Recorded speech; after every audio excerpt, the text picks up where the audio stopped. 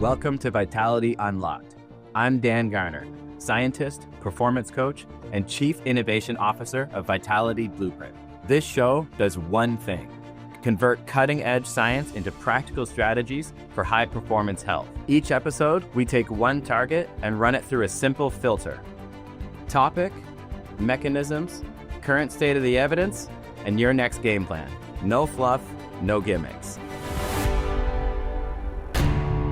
What's going on, everybody, and welcome to episode 6 of Vitality Unlocked. In this episode, we are going to be doing a deep dive into creatine. If you are around for the omega-3 episode, consider yourself already buckled in for the creatine episode. You know exactly what's up here. We are going to be going over the history of this molecule. We're going to go over the benefits, the myths, the optimal protocols, and everything in between. This is a one-stop shop to understanding creatine, and I think it's very important that you do understand it because creatine is the new multivitamin. This is something I've been saying to my clients and athletes and students over the years because with so much data, you guys know there's over 500 studies on this thing now. There is so much data on this to where people still think to this day that creatine is just a bodybuilding supplement, or maybe they've branched off and they think creatine is a sports supplement. It's so much more than that. It is excellent for health, for cognition, for men, for women. It has been demonstrated to do so many different things. And I want to go over the benefits, the myths, but then I also want to go over the individual protocols that you can use based on the context of your scenario and what's going to be best, because there is nuance to this game and it's important that you understand this stuff. And it's also important that you understand how to look at your blood work when it comes to taking creatine as well. All right. So this has a 130-year paper trail at this point. A lot of people don't know that. We've known about creatine for a very long time. It was actually in the 1800s when it was first identified as a biochemical compound, but there are over 500 studies on this thing relevant to you and I. I'm talking men, women, children, elderly individuals, multiple different types of sports, mechanism studies, cognitive studies, mental and emotional health studies, cellular health studies. There's been so much data on this thing that we've come to a lot of firm conclusions here when it comes to the people who actually look at the scientific evidence and don't just kind of purport myths that were created in the 90s when this thing first came out and came out with very poorly designed products on top of that. But you're going to find the truth in the paper trail if you know how to interpret that data. What are the mechanisms? Well, you guys know how we operate here. I always want to know how the thing works before we can talk about benefits and myths, because mechanisms are really important. They allow you to actually understand rather than just know. That's a big difference between the coaches in this industry who can really problem solve and help people and the coaches in the industry who kind of just Google protocols. They might know a protocol, but they don't understand how it works. So if they run into issues, then they can't troubleshoot, and then they're not ultimately going to get the best result for their client. Something I've noticed over the years is that the coach who is the most adaptable is the coach who gets the best results.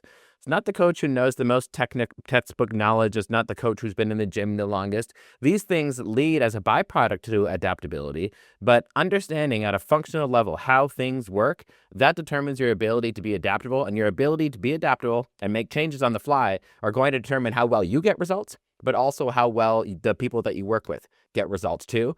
And that is, you have to understand mechanisms to do that. That'd be like being a masseuse and knowing nothing about anatomy. Like, you don't know what muscles to even look at if your client comes to you. You need to know functional physiology to be maximally adaptable in your craft.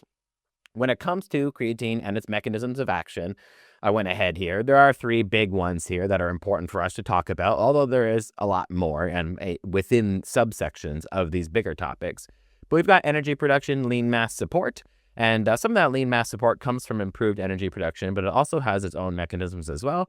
And then the very under-discussed antioxidant and anti-inflammatory pathways as well. Ultimately, every single cell requires energy. Yeah, you are using energy just to listen to me right now. Your organs are using energy to sustain life. You also use energy in the gym. You use energy to sing in the car. You use energy to do all of these things require energy, and ATP is that energy. Okay, so We have three pathways inside our body. We have the phosphocreatine pathway, the glycolytic pathway, and our aerobic pathway. It's never just one or the other. It's usually some combination of these are always on. And for those of you who already know these pathways, forgive me, but I believe that we should go over this for the sake of completeness here. Our phosphocreatine pathway, this is our all-out work, sprints, heavy lifts, maximum jumps. We're burning through ATP the fastest, and that's why we create the largest amount of fatigue debt in the shortest amount of time. This is going to last anywhere from 10 to 15 seconds in most individuals. Then you're going to move into your glycolytic pathway, your moderate intensity work lasting 1 to 2 minutes. You're breaking down carbohydrates and for fuel here primarily, and not just your phosphocreatine stores. That baton pass has already taken place here. And you're producing lactate and other fatigue metabolites as a byproduct of this, although lactate plays a lot of other roles. It's just associated in the entire fatigue cascade. And then lastly, we've got our aerobic metabolism. There's a sustained lower intensity effort. Think running a marathon, doing an Ironman, going about your everyday life. This uses oxygen to produce ATP from fats and carbohydrates, and it's slowest, but it is the most efficient with respect to energy produced versus fatigue metabolites produced. You're really looking at that in the continuum there as far as energy produced versus fatigue metabolites produced from left to right. Where creatine shines the most is right there. It is going to increase phosphocreatine storage, which ultimately allows you to produce way more energy when using this pathway. Now, don't be twisted here, as a lot of other people think too. Creatine actually does support all three, but it shines, I use that word selectively here, it shines the most within the phosphocreatine pathway. How creatine regenerates ATP, how does this thing actually work at the cellular level? Well, you have ATP breakdown. During high-intensity contractions, ATP donates to the phosphate group and becomes ADP. Energy is then released. It fuels your activity. Fuel is spent. That ATP is broken down. You have used energy. You have used an ATP. This is when creatine kinase turns on, an enzyme that actually transfers a phosphocreatine molecule back into ADP, with ATP, when used as fuel, gets broken down to ADP. Creatine kinase turns on to actually add a phosphocreatine molecule back to the ADP, so it becomes ATP again. Think about it as recycling. You're going to use ATP, which is adenosine triphosphate, for energy. That then becomes adenosine diphosphate. See, we lost the molecule when we used it for energy. And now phosphocreatine via creatine kinase gets added back to ADP to become ATP again. So we simply added that phosphocreatine to adenosine diphosphate, made it adenosine triphosphate again, so that the ADP did not just get wasted and lost. We were actually able to recycle it and use it again. So pretty simple stuff here. Just think about it in terms of energy recycling. You're not wasting so much material. You're actually able to recycle and use this thing. And that's why creatine shines so much here, because supplementation of creatine increases creatine stores, which gives you more phosphate availability for this recycling action to take place. You are simply going to be able to use fuel for a longer time due to better recycling. For my biochemical nerds out there, this is exactly how that operates. We've got our phosphocreatine, our magnesium, our ADP, our hydrogen ions, creatine kinase doing its thing, and the recycling pathway following suit. This is taken from Kandow's research, and as always, you guys get these slides to every single presentation that I do, and I hyperlink everything that I say so that you know exactly what's going on. I got nothing to hide here, and personally, a particular shout out to Kandow, who has done phenomenal work in the area of creatine. I highly recommend checking out his work. He's done an excellent, excellent job. Cell volumization. Beyond the energy production component, cell volumization, this is when you're actually, this is creatine's action of pulling water into a cell via an osmotic gradient. So what does that mean? Let's just say you've got this cellular membrane and it has an X amount of fluid into it. Well, creatine is going to pull more cellular volume into that cell, and you're going, this cell now is going to swell. It's going to get bigger. And this is why people actually can increase a perceived lean mass when taking creatine, even if they're not training. Okay. So this is the body pulling water into the muscle cell. So you may have not have built any muscle at this time, but on paper, your lean mass is up because you have not added fat mass. You have only pulled water into your lean mass and expanded that cell volume, okay? So one thing that I used to use as a bit of a trick to motivate my clients back in the day when I was a personal trainer at Gold's Gym, is I would have people start creatine, and then I would do body fat analysis on them. And then I would, do that body fat analysis again in, say, 2 to 4 weeks. And they would have built like a tremendous amount of lean mass at that time. And they would be like, wow, this is tremendous. Wow, this training program's working phenomenally. And you're able to really get the wind under people's sails and get the motivation and the momentum that they need in order to drive behavior change and get them really excited about the entire process. I'd be like, yeah, you did it. You did it, man. 6 pounds of lean mass right away. Let's go. And that process works via cell volumization.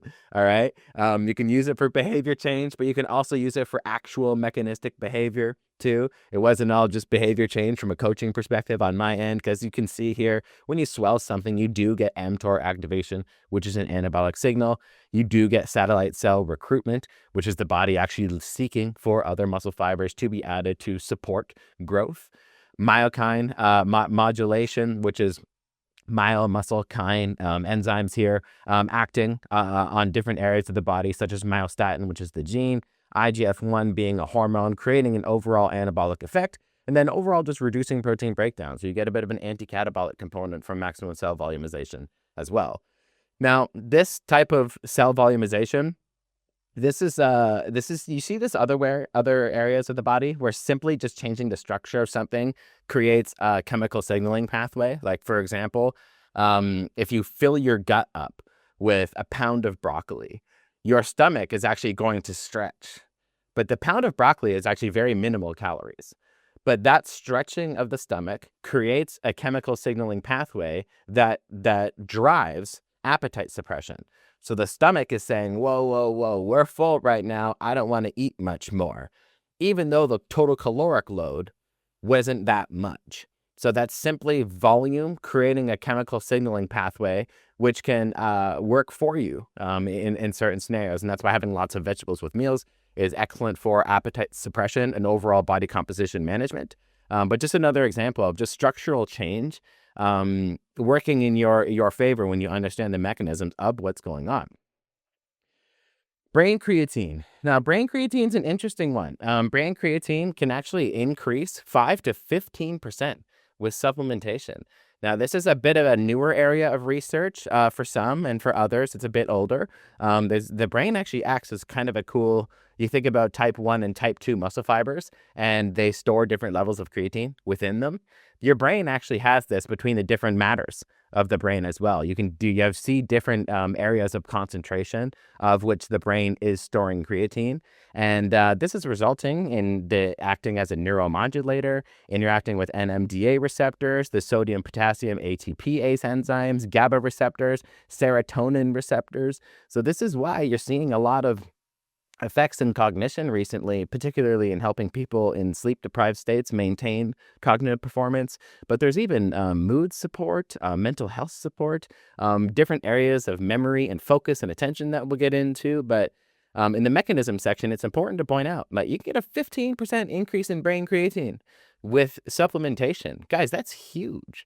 That's a lot of extra ready-to-go energy that your brain can use that isn't just more caffeine, that isn't just more stimulants, that isn't just more whatever you're using currently for brain energy. That's just like a raw material ready to rock when you need it, warehouse of phosphate molecules ready to go for your brain to increase that performance. And I don't know about you guys, but like when my muscle and brain performance are both higher, as a byproduct of that, you do get life quality improvements. You're happier in the gym.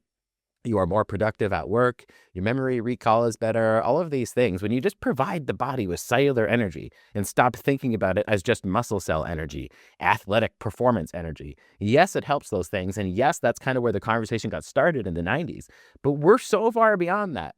Like the 90s was like 30 years ago at this point, almost 40 years ago. Like what the heck? Like we're a ways away from the original thinking at that point. So we've moved on, and a 15% improvement, or even just a 5%, forget 15, that even on the bottom end, this is very meaningful improvements in overall energy availability for the brain, especially in stress states. Last but not least, the antioxidative and anti-inflammatory mechanisms. These are very under-discussed, but I've got multiple examples here for you. Now, keep in mind, this is emerging data. More clinical trials are needed to fully understand the mechanism, but it's still very promising. So I do want to put that disclaimer out there and jump ahead a slide before I talk a bit here. But a couple of examples that I think are relevant here. You'll see Rahimi here in 2011, 20 grams per day for 7 days, reduced urinary 8-hydroxy-2-deoxyguanosine and plasma MDA after resistance training. Now, 8-hydroxy-2-deoxyguanosine is a bit of a mouthful to say, but it is a reliable marker for muscle damage after exercise. It's a urinary marker, and it's a marker of oxidative damage too. So creatine, it has certain pathways to support antioxidative support. However, one of the reasons that's hypothesized that it actually reduces oxidative stress is because it's actually just helping you make energy more efficiently. So this exhaust, spitting off of the Krebs cycle and the electron transport chain, these things that are happening in the process of energy creation, creatine is just kind of there to support the energy, but also to reduce the fatigue debt from energy produced. Like I don't have it on this page, but we biologically make our own creatine. We biologically make roughly 1 gram of creatine per day, every day. A lot of people don't know that. People think creatine is an unnatural substance, but we make our own creatine every single day, and we make roughly 1 gram of it. And when we supplement with creatine, we just simply have more stores in the body that's ready to go, a higher level of energy availability for us. But with more energy availability means less reliance on our own personal requirement for that energy output. You can kind of think about it like having carbs with exercise and how that delays your necessity to use muscle glycogen. When you dip into muscle glycogen and when you deplete it, you're creating a big fatigue cascade from a chemical perspective in the body. So when you take in carbohydrates during training that are readily available, it reduces your actual need to use muscle glycogen at the level you would have otherwise used it at had you not had carbohydrates during training, and therefore you're able to offset fatigue signals. You can kind of think about that with respect to creatine helping you reduce that exhaust coming off of ATP production and just helping you not just perform better in that moment, but also reduce the fatigue because your own biological stores aren't being as cranked as they otherwise would have. So interesting example, but there are many other pathways here that I have for you. On the anti-inflammatory side, one thing that I think is important to point out here is 20 grams per day for 5 days before an Ironman reduced IL-1, IL-6, INF-alpha, and TNF-alpha. So these are potent inflammatory pathways, but I think they're important to point out because 20 grams per day for 5 days, that's a pretty short protocol to do leading up to an Ironman, leading up to one of the toughest things that anybody could ever do. And yet you're still getting a statistically significant reduction in some of the most potent inflammatory pathways in the body, period. That's an important thing to accomplish in only 5 days. And like as a coach's note here, and I'll probably get to this if I remember at some point, but you guys, people think that taking creatine is going to slow them down. It's going to reduce their cardio. No, it's not. People taking creatine prior to Ironmans and getting a benefit. And creatine, and we'll get into this in a little bit, but I wanted to talk about those pathways particularly, but also point out that, God, if you are a runner or a hockey player or a fighter or a gymnast, I don't care what you are. I don't. Creatine will support performance. It will. It's one of those things where and kind of like caffeine in a way. Caffeine has been around so long. And because it's been around so long, there's weird haters on it for no reason. There's a lot of myths about it for no reason. But when you look in the data, if you were who is a theoretical physicist, you were not even in our industry, and then you looked at the data on creatine and caffeine, you'd be like, holy Jesus, these are the two most powerful things for absolutely everybody. It doesn't matter what you're doing. These are so undeniably powerful and so undeniably well-rounded for so many people. And creatine's on that list. I really don't care who you are. Creatine is the new multivitamin. I'll die on that hill, and I will kill on that hill too. What kind of performance benefits can we expect from creatine now that we understand the mechanisms of the antioxidative pathways, the anti-inflammatory pathways, our cellular swelling, the different areas of energy production, both in the brain, but also through the energy systems of the body, being the phosphocreatine, the glycolytic, and the aerobic? Well, seeing that it's hitting so many mechanisms like that, like that's a mouthful for me to even say. Of course, there's going to be performance benefits coming out the back end of this thing. Of course, we've learned a lot in 130 years. We've learned a lot over 500 studies on this thing.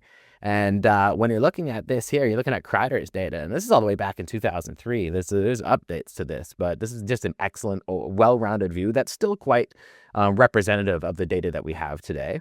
5 to 15% improvements in maximal strength, 5 to 15% improvements in maximal power, 5 to 15% improvements in reps to failure, 1 to 5% improvements in singular sprints, and 5 to 15% improvements in repeated sprints.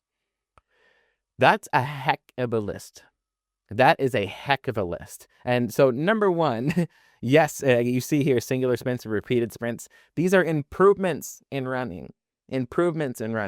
Okay? So that's very important to point out. But number two, how about these like sprints, but then also maximal power? Like there's a lot of people, and I used to work a lot with hockey players in Canada. Shocking, right? But I would work with hockey players, and their parents would be like, I don't know if I want my kid on creatine. It'll make him bloated and slower.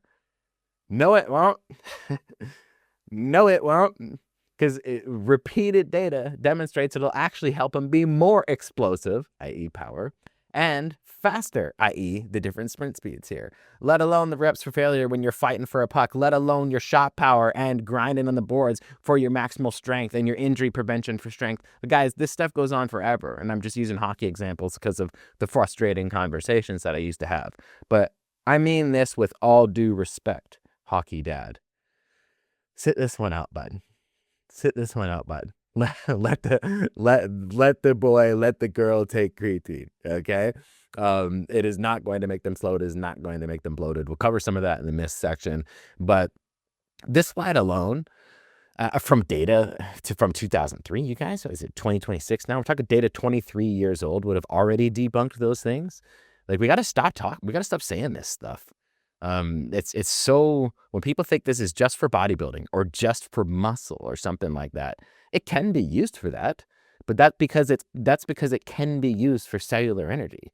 Like, that means it can be used also for cognition. It can be used for other modalities. Like, this alone is just a complete deal breaker for anybody, even in like the sports performance world.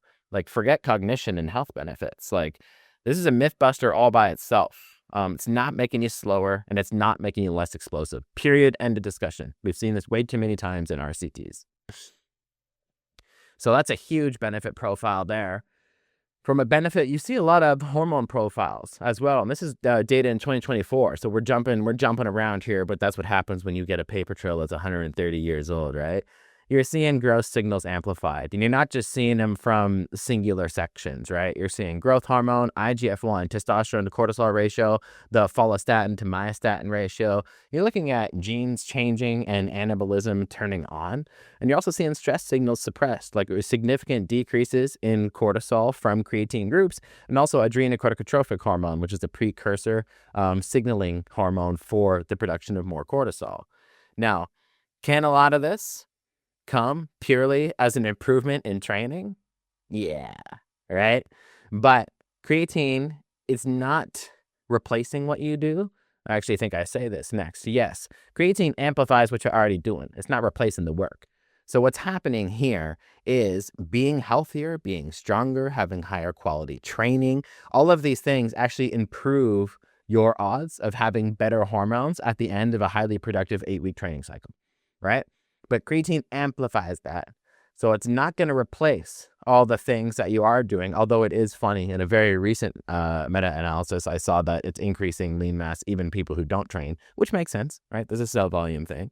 But it's going to amplify even more what you're doing, but it won't replace the work because it's helping produce more energy for the work you're already doing. You still got to push it. Cognitive performance. A 2024 meta-analysis examined 16 studies totaling 492 men and women. Creatine supplementation improved memory, processing speed, and attention. So In the world of cognition, I think what gets discussed most is simply sleep deprivation, because there's been some studies on 0.35 grams per kilo of body weight, which is quite a bit. But we'll talk about this in a bit. You need more creatine to get a cognitive benefit in the short term anyway. But then even the newest data, and at the time of recording, I just saw this data just got published last month. The first cognitive study on sleep deprivation was using 0.35 grams per kilo of body weight. But then the second one, which is about a month ago, was 0.2 grams per kilo of body weight. And also created a benefit in states of sleep deprivation in continuing cognitive performance despite having very, very poor sleep, in some cases, no sleep, right? So that's what gets discussed most in the world of cognition, because those are excellent trials. We've also seen things like this, okay? Memory, processing speed, and attention. You provide cellular energy to the brain. You provide cellular energy to anything. It's going to be more efficient because it can simply do what it's supposed to do in states that it would have otherwise had reduced energy availability, like elderly, like sleep deprivation. And this is why I've got this here too. Your cognitive nuance most is your benefits shine when under stress, okay? A 2019 systematic review notes that cognitive benefits really shine in those who are stressed, sleep-deprived, or older. Said a different way, creatine's cognitive edge is realized when the demands are high and the resources are low. This is where it shines the most. So if you are someone who is phenomenally healthy and you're young and you slept 9 hours last night, taking some creatine is probably going to not net a very large effect on cognition. Likely not, in case a weird context presents itself. Where it shines most, and again, that word shine, because you provide cellular energy even to the healthy person, I don't think that that's a bad thing to do regardless of context. However, where it's going to shine most, everything is a continuum in biology, is when you are deprived, when there is a stress state that is reducing substrate availability to the brain for energy. That is when you're older. That is when you're sleep deprived, or that's when you're highly stressed. So keeping creatine in the game is really good. And I think it's particularly good for me. I mean, I'm old, stressed, and sleep deprived. So me staying on creatine year round is a winner. And I think a lot of people listening to this are old, stressed, and sleep deprived, especially if you're new parents like me, right? So this is a good thing to keep in and have working in the background for you, because where it shines most, a lot of people's stories live. Like how many people in your life do you know that would answer this question? Well, I'm not stressed. No, I'm not stressed at all. I don't think many of them, right? Or if you ask 10 of your friends right now, like, how'd you sleep last night? Not all of them are going to say phenomenal. I woke up feeling great. But a lot of people actually are decently stressed. They decently poorly slept, or at least they're not waking up feeling fully rejuvenated, or they might just be freaking old, right? And all these people require, or not require, but that's me being careful with myself. They require creatine. I'm saying that creatine's the new multivitamin. I'm saying people require it. My bias is starting to shine here, but I've got 130 years of data to support this bias. So it's going to be tough to shut me down, okay? Those populations should be having creatine. And even in the mental health world, okay? These are cool studies. 2025, very recent, 8-week RCT, 100 people in it examined cognitive behavior therapy with a placebo or with creatine at 5 grams per day. The creatine people, they had better depressive scores. They had remission improvements as well. And creatine was safe and well tolerated in these individuals too, which is something you'll see across the board, safe and well tolerated in like basically all populations. But the authors went on in this to say that this can be just an adjunct thing that people add in on top of cognitive behavioral therapy. And of course, it's not replacing the therapy, just like it's not replacing your weightlifting or your training, but it's supporting it because it's supporting you. You can kind of think about creatine like a wind-up toy. Like you're winding energy up, and then you can point it in the direction that you want. That's like where creatine kind of stands. In TBI and concussion, I mean, it's also supporting this as well. And this makes sense too, right? In stress states, when you understand mechanisms and how things work, it starts to just go like, yeah, that makes sense, okay? Brain bioenergetics protect neurons during recovery crisis that follows TBI. The phosphocreatine system maintains ATP availability when normal mitochondrial function is compromised. Preclinical evidence is strong. clinical translation is building, promising for attenuating concussion symptoms and accelerating recovery from mild TBI. If you know people in the game of working with brain health, working with TBI, studying TBI, they're including creatine in their protocols. They're already doing that. I work with a lot of guys in the UFC. I work with a lot of guys in contact sports in general. These protocols to support brain health all include creatine.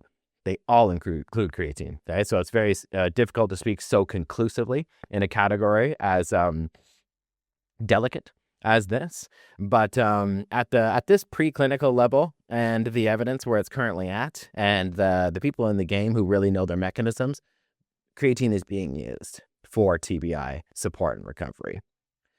Other benefits that a lot of people miss that, we could go on all day. Creatine, we could go on all day. Bone health, pregnancy, and hydration. Okay, bone health, it helps support bone actually through its own mechanisms, but also, of course, because it improves your resistance training. And resistance training is the biggest thing that's going to improve bone mineral density. So it actually has two ways. Really, it helps support bone health. In pregnancy as well. Now, this is early evidence. I am not at all recommending women take creatine while pregnant. As you guys know, every single bottle everywhere says do not take while pregnant or breastfeeding. And that's because that area of research is just non-existent. It's very, very difficult. But there is some research. And that little bit of research shows that it's neuroprotective for fetal brain in preclinical trials. It's been safe in a bunch of animal models. And the human trials are still building. But other things that people miss. And actually, up to 80% of women surveyed in one trial, I don't think I have it in this presentation, but up to 80% of women surveyed, their diets were surveyed while pregnant, were under consuming dietary creatine. So dietary creatine coming from fish, coming from red meat, there's different things that contain creatine just in food, let alone supplementation. But women already have lower stores of creatine in their body, and then they also more naturally undereat creatine. So the benefits are a bit more pronounced in women. We're going to get to that in a minute, but specifically in pregnancy for neuroprotection of fetal brain in preclinical trials is pretty darn cool and very much under discussed. Hydration as well. I believe I have this in the myths section, but creatine increases hydration. It doesn't decrease hydration. What a giant myth that is. One of the known mechanisms is cell swelling and increased extracellular fluid. Intra and extracellular fluid are being supported by creatine, but people say it dehydrates you. No, it doesn't. It doesn't at all. This is mechanistic. This is not an idea. It absolutely does not dehydrate you at all. It supports hydration. Other special populations, vegetarians and vegans, they have 10 to 20% lower baseline muscle creatine levels than omnivores. Makes a lot of sense because they're not consuming the things that contain the most creatine, like red meat, like fish, that kind of thing. They have greater cognitive improvements in memory and intelligence tasks once they include creatine back in, which makes sense because the deeper the deficit, the more benefit you're going to have. Just like if you had a vitamin D deficiency and then you've got sufficient, it's going to net you a bigger benefit than if you moved from sufficient to optimal. Getting out of a hole just to baseline is always the biggest benefit by far than trying to go the extra mile with it. And the vegetarians and vegans are often in the hole. As far as the research is concerned, 10 to 20% lower baseline muscle creatine stores than omnivores. 10 to 20% is quite a bit, you guys. That's not small. To even 10%, a tenth less of readily available energy for brain and body. That's a lot, let alone 20%. So that's a population that benefits huge mentally and physically from creatine supplementation. The data is already there for it, but also supports methylation capacity too, because it reduces their own de novo creatine, reduces the need for de novo creatine synthesis. We'll get to this probably in a future podcast, but we got to it a little bit in the Closing the Aging Gap podcast when we're talking about increasing your performance span, not just your lifespan, but how creatine actually can lower homocysteine, which is a marker of methylation, which is an important cardiovascular marker in the body. But creatine can actually lower homocysteine because it helps with the homocysteine in the methylation pathway. And then you're seeing it here with vegetarians and vegans too, because their deficit's bigger. So it just makes a lot more sense. If you have a lot bigger deficit, then your own production is going to suffer for that reason. Women. Women are a different nuance here, and the graphics on the right are all just taken directly from the paper. This is Abby Smith Ryan's paper. She's actually done a few. One of the best standout researchers on creatine for women. So I talked about Kandau previously, very well-rounded in creatine research. But Abby Smith Ryan, her papers, particularly for women, have been huge standouts for me to read and learn a lot about. So she's got plenty of papers. I recommend checking them all out. But women, they carry 20 to 50% lower creatine stores compared to men. They have greater fatigue index improvement in the luteal phase. And this is actually because creatine stores shift in a woman's body throughout the menstrual cycle. So whether they're in their follicular phase or ovulation or the luteal phase, creatine stores actually shift throughout the menstrual cycle. And then you end up seeing different levels of improvement. And that's really, based on creatine status being one of the big factors there. Brain creatine also fluctuates across the menstrual cycle. So when I'm reading this, I'm just like, okay, it's very beneficial for women to stay on creatine because if they're relying on their own stores, there's a lot of fluctuations here.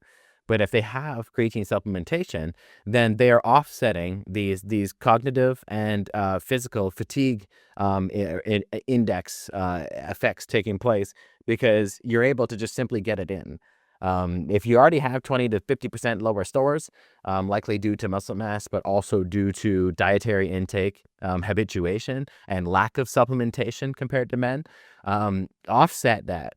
Like creatine is phenomenal, not just for like everybody, but uniquely for women's health across the menstrual cycle for body storage, offsetting variation, but also offsetting the brain's own variation on top of that. And at the bottom here, postmenopausal women lose bone density rapidly as estrogen declines. Creatine, specifically when combined with resistance training, has been shown to reduce bone loss and improve markers of bone strength. So like osteoporosis, the absence of estrogen puts women's bones at a large risk in the postmenopausal stage. Creatine helps protect that. Alongside resistance training, of course, better, but also by itself because of its own bone protective mechanisms, its own lean mass supportive and retentive effects too. So there's a lot here that is very unique to women that doesn't just get the same broad brush stroke that men are seeing in all of this data too. But she's got a couple of great papers about creatine in menstruation and pregnancy and menopause, but also creatine across the entire women's life cycle. So you can see this is a graphic taken from one of her papers here. There's a lot to dig into there, but women, hear me now. This is not just a man's supplement. This is for you too, and not just to get the same benefits as a man, but actually to support your own unique needs and stages of life as well. Aging adults, they benefit tremendously from creatine. And when you aging adults, meta-analysis, 727 older adults, 1.37 kg muscle mass improvements, better than placebo, 23% better sit-to-stand performance, important marker of longevity and actually aging with function instead of just aging. 3 times less bone loss. You guys see these bone things keep coming up, right? 3 times less bone loss at the femoral neck, and then also reduced chronic inflammation, okay? Attenuated TNF-alpha, interleukin-1 beta, interleukin-6, C-reactive protein. Guys, you're supporting inflammation, bone health, lean muscle mass, and actual function in an older population. Man, that's when it becomes, like, that's why I said at the top of the podcast that this is not just a bodybuilding supplement. It's not just for sport. You're providing cellular energy. It's good for aging. Like, aging populations have less energy production. With less energy production comes this stuff, but in the direction that you don't want it. Okay, you're not as functional. You don't have as much muscle. You're at higher risk of bone issues. You have more inflammation. Things just hurt more often. Your antioxidative and anti-inflammatory pathways, everything's just slower, but you can do something about it. And the way in which you can do something to provide the whole system energy is to give it more phosphocreatine. You give it more phosphocreatine, you're gonna see all of these longevity things move in the right direction. Not to mention, episode 1 of Vitality Unlocked was all about using muscle mass for maximum resilience. And then I dove into muscle mass and longevity specifically at the end of that podcast. That is Like your lung, one of the greatest longevity metrics, period, is muscle strength. When creatine can help support muscle strength, especially in combination with resistance training, like why anyone wouldn't go down that pathway is kind of crazy. And it's why I'm saying creatine is the new multivitamin. Everybody's looking at multivitamins, and the elderly population, probably many of them, not all of them, but many of them do take a multivitamin because they think that's just what you should do. Also creatine. That's also what you should do. The ISSN actually called creatine, and this International Society of Sports Nutrition, they called creatine the most effective ergogenic nutritional supplement currently available to athletes. And this is in their 2007 paper. I want to continue that conversation and say that researchers continue to show that creatine is for everyone. It's not just for athletes. If I've done my job with this presentation so far, I hope that I made you think about someone in your life that could take creatine right now that currently isn't. That you could show this and say, hey, you need to be getting on this thing because it's not just for the population that you think it's for.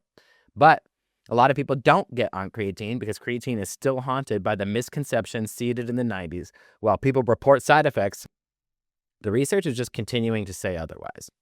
Okay, one of the first ones here is creatine causes hair loss. Okay, this has been debunked. All right, and it's ridiculous that it exists. I think it's ridiculous that it exists. One study created endless fear. Okay, guys, this is seriously how it started. I'm serious. One study. One. This is not a joke. This is not me being biased. Okay, I'm biased. Well, I'll tell you when I'm biased, but this is actually how this started. A single 2009 rugby study showed that it increased your DHT. DHT is associated with hair loss. So the media said, more DHT must equal more hair loss. That study didn't even measure follicle health or hair or anything at all. All it did was demonstrate in one study, that it increased DHT. The media went viral, and we never really lost that myth. We never really lost it. It's still here. 2026.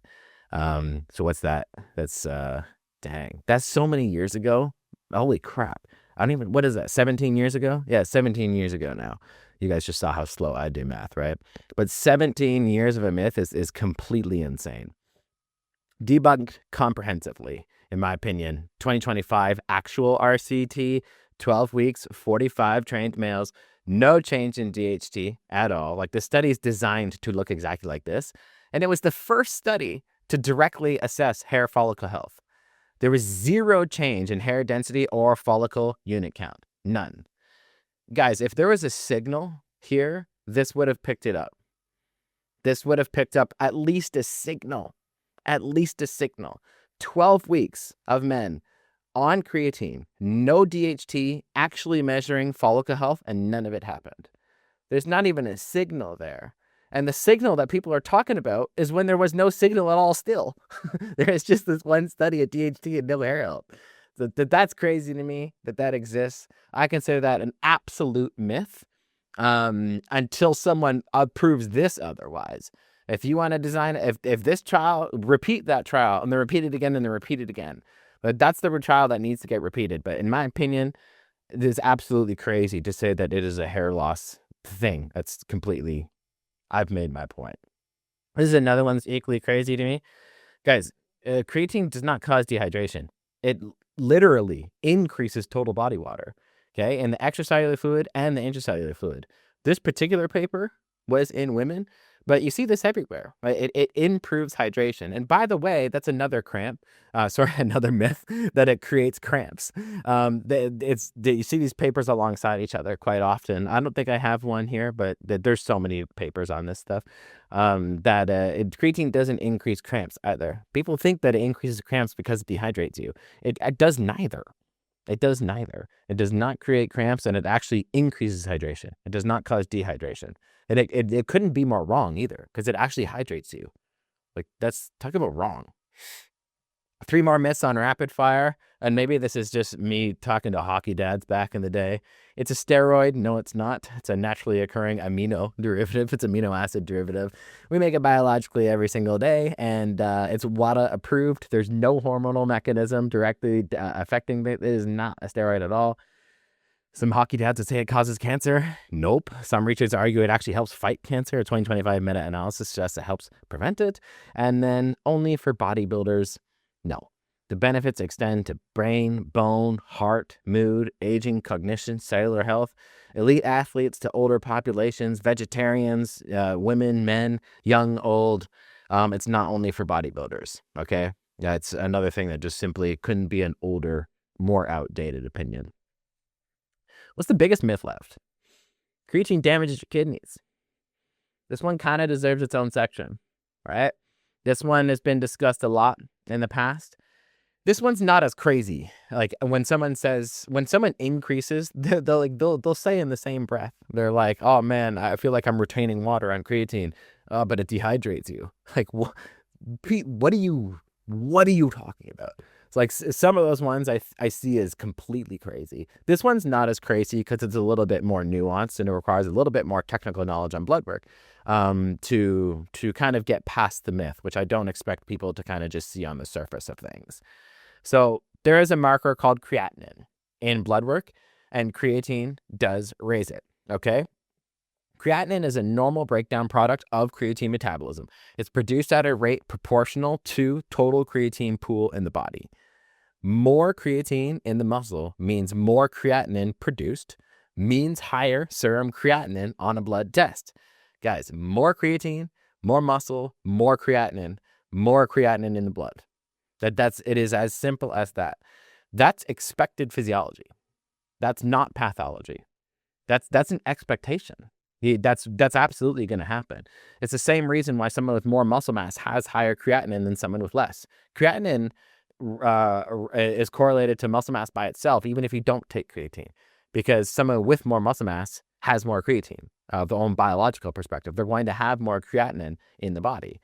So it reflects the size of the pool, but not the health of the filter. And what I mean by that last line there is the pool of creatine in the body is going to represent the pool of creatinine that you're going to see in the blood. The kidneys are what filter the blood and clean the blood.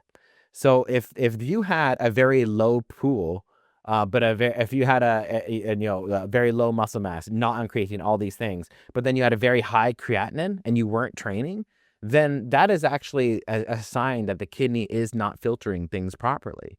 But if you have muscle mass, or if you are frequently resistance training, or very simply, let's get back to the podcast, if you are taking creatine supplementation, you're going to have more creatinine in the body. So it's reflecting the size of the pool, but it's not at all reflecting the health of the filter of that pool, i.e. the kidneys. And this is where you see creatinine by itself, people get alarmed and think, oh, what's happening to my kidney health? Even though they're just taking creatine. But then there's also the EGFR problem, because EGFR is estimated glomerular filtration rate. This is a marker in blood work that is an excellent kidney marker. I'm not here to talk bad about creatinine or EGFR. Something I want you to take away right now, actually, is data is never bad. No data in the world is bad, period. The only thing that can be bad about data is your interpretation of it. Okay? Don't ever forget that. No data. People say, that's bad data. That's not good data. No, it's not. Data is data. It's not good or bad ever. The only thing that can make data bad is your interpretation of it.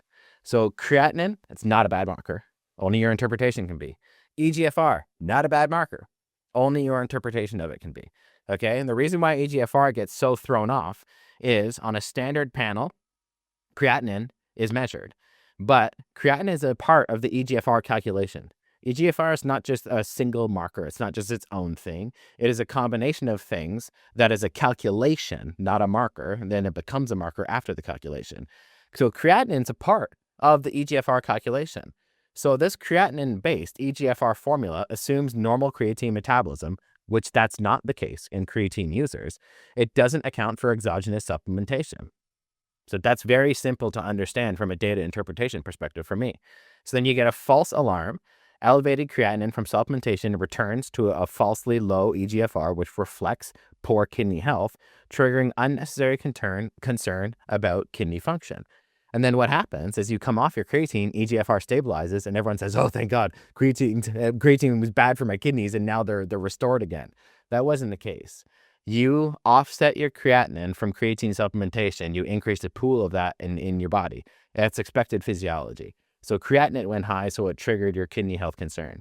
But then since creatinine is a part of EGFR, your EGFR is now unreliable. So that's going to flag low. Your creatinine will flag high and your EGFR is going to flag low. Both that antagonistic effect is going to happen in the presence of a regular creatine supplementation user. Okay, that's going to happen. That's expected.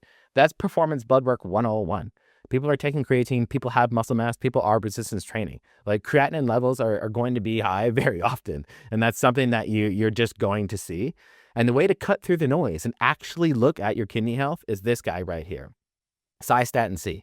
Okay, cystatin C is the better kidney marker.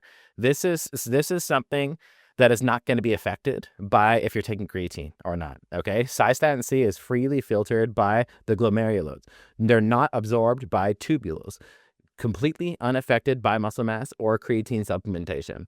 So if you are jacked or on creatine, cystatin C isn't going to be affected by these things, and you're going to actually get an indication on kidney health. So very long story short, if you are training hard or if you've got more muscle mass than the average person in your demographic, or if you're supplementing with creatine, get cystatin C. That's going to cut through the noise and tell you about your actual kidney health. Also, the safety data on healthy kidneys is incredibly safe, and I'll let you guys read through that in your own time. But there's been hundreds of studies on this, and not to mention, there's been studies demonstrating the exact effects on the EGFR and the creatinine level. So that myth, it's a little bit harder to wrap your head around because it's blood work intensive, and it involves bringing in a new marker, which, by the way, cystatin C is available. Like, you can get that. Of course, I recommend getting it from Vitality because we do the best blood work on the planet, specifically for people who are active. And we are the #1 platform for active individuals who need to do blood work and get an actual accurate assessment on it. But cystatin C, it's available. And there's actually if you go back here, there's actually a cystatin C corrected EGFR. A lot of people don't know that. A lot of people just look at creatinine and EGFR and think that's it. But there's actually a cystatin C that can cut through the noise and assess your kidney health. But then there's also a cystatin C corrected EGFR that you can do too. This is the no-brainer way that people need to start looking, active individuals need to start looking at assessing kidney health and stop being confused by myths that are simply untrue. All right, now you know why it works. You know that the myths are wrong.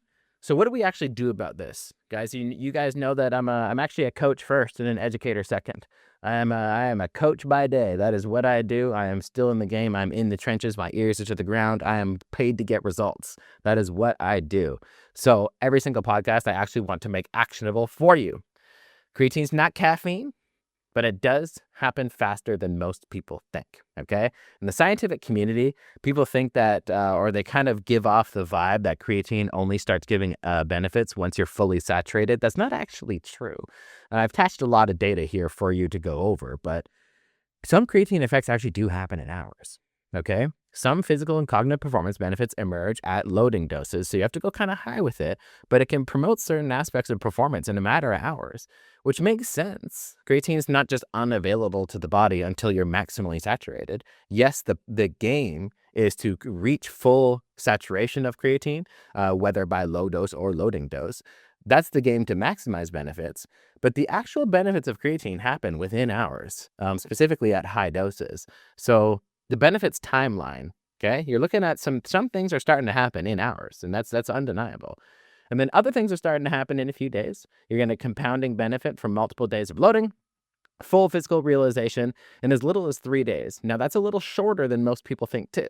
A lot of people think that you need to do the full loading phase and you're only ever going to see benefits once it's been a week, where it's like people, I don't know, you're just sticking to 7 days and thinking that just magically lines up with all muscle and performance in the body. That's not really the case. Some benefits happen within hours, and then others happen, and you're realizing a lot of the full benefits within a few days of a loading dose. Now, I want to make that very clear, of a loading dose. Then in 1 to 6 weeks, now this is important to care about, if you're on a loading dose, if you're doing 20 grams a day or more, 3 days, you're likely going to maximize all muscle benefits. So it happens faster than a lot of people think, but 7 days for the brain.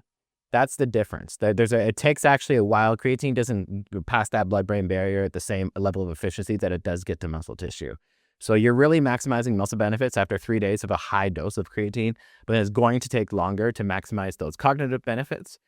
3 to 5 grams per day for up to 4 weeks is good for the muscle. So if you want to go at a lower dose, but then 10 grams per day for up to 6 weeks for the brain. So there's different effects here, and of course they blend into each other. If you're only into muscle, if you do want more cognition does seem to want to kick in at higher doses. So some people's tolerability will depend upon that, but that's just what it is. That's where the data currently stands. But this is the benefit timeline, and however you want to slice this thing, 1 to 6 weeks is really what it all comes down to. But it's really just a game of loading or not loading.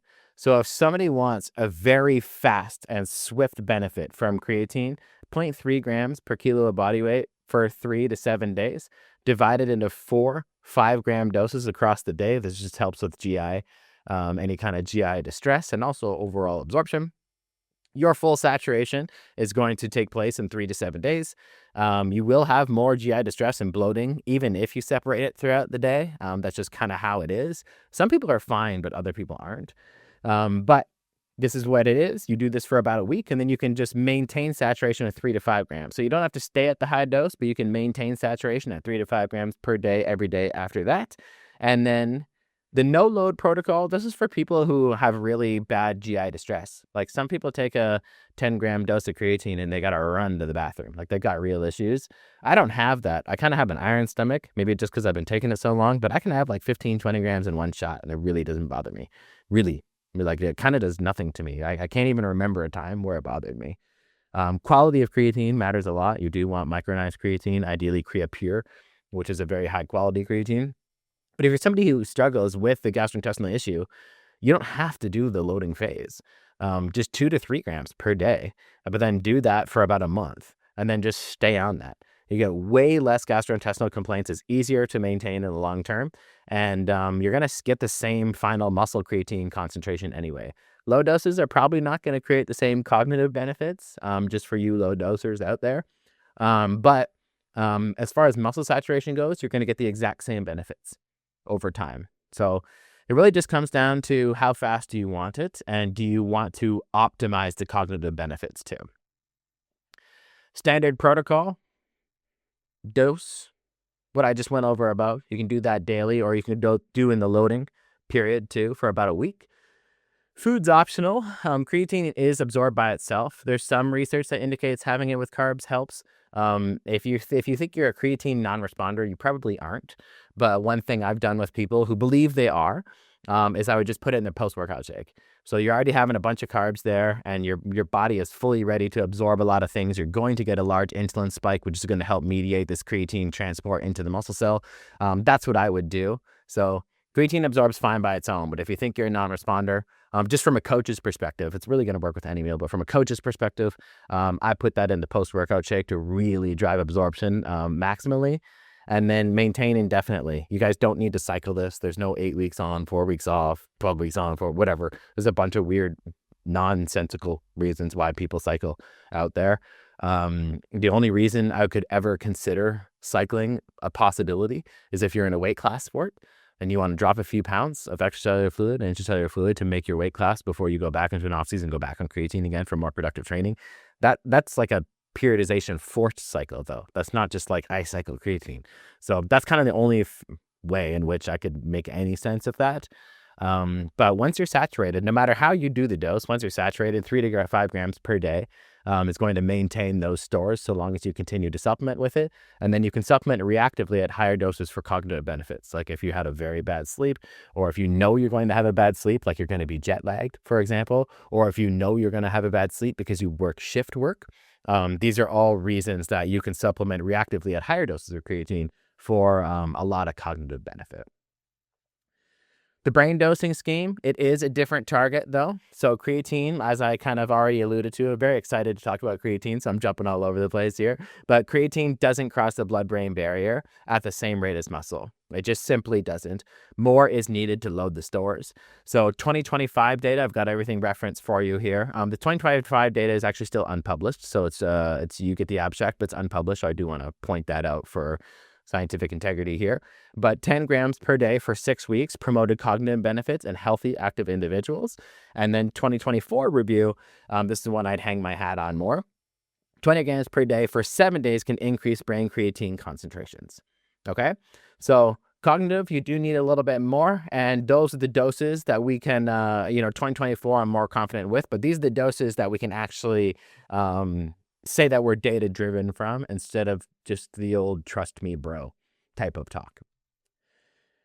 Holy Jesus, monohydrate over everything else. Okay, there's hydrochloride, buffered, malate, ethyl ester. There's pre-mixed, there's purple ones, there's all kinds. Guys, just get creatine monohydrate. Just get it. The other kinds, they have less peer-reviewed research, and they also have no proven advantage over creatine monohydrate, and they're usually more expensive because you have to pay for their extra marketing of them convincing you that they're better than monohydrate when they're not. Okay, get creatine monohydrate. It has over 500 peer-reviewed publications. Very, very well-established bioavailability, comprehensive safety and data across so many different populations, basically every single population at this point. And it's also extremely cost-effective, more than the kinds that are more expensive and aren't even proven to work better and can potentially work less and certainly don't have the same safety profile. So creatine monohydrate is just like such the no-brainer best one to get no matter who you are. Form matters a lot. Powder does beat liquid. Creatine does degrade into creatinine if you leave it in aqueous solutions over time. So if someone says they've got a what do they call it? Ready to RTG? No, it's not. Ready to drink. RTD. If you're in the supplement game, I used to work at a supplement store called Popeye Supplements in Canada to try and pay some bills while I was in college. And you call them RTDs if something was in the fridge, like your proteins, and something was ready to drink, RTD. So if there's anything in the fridge that's already been pre-mixed from a supplement brand and it has creatine in it, it's most likely creatinine, almost certainly for that matter, and it's completely useless. So getting powder is the best. There is some creatine gummies that have been under fire saying that they've been converted to creatinine before it gets to you because they're in gummy format.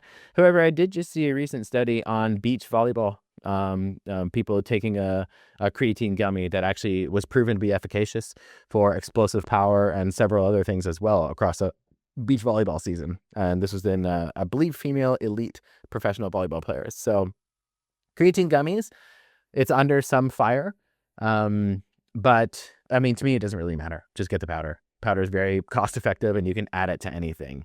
That's where I'm at with that. Just get the powder, store it in a cool, dry place. It's going to be stable. Buy monohydrate, store it sealed, and then just when you mix it, consume it immediately. So like, don't mix your creatine in the morning because you're going to have it at work at 4 p.m. I don't recommend that. When you mix it, it does break down. So consume it. You don't have to like mix it and then shotgun it, but mix it and consume it reasonably quickly because it's absolutely known to break down. Practical checklist. This is more for your take home when you just download my slides, but you've got your form, creatine monohydrate, your different dosing protocols, the timing and the storage. All right, put that on your fridge and you're going to be a master of creatine, and you are going to be mastering all of the methodologies on why I call creatine the new multivitamin. Okay, this is backed by 500 studies and one of the strongest safety profiles in the history of sports nutrition. Creatine is the new multivitamin. It's for everybody. End of discussion. I hope you enjoyed this episode.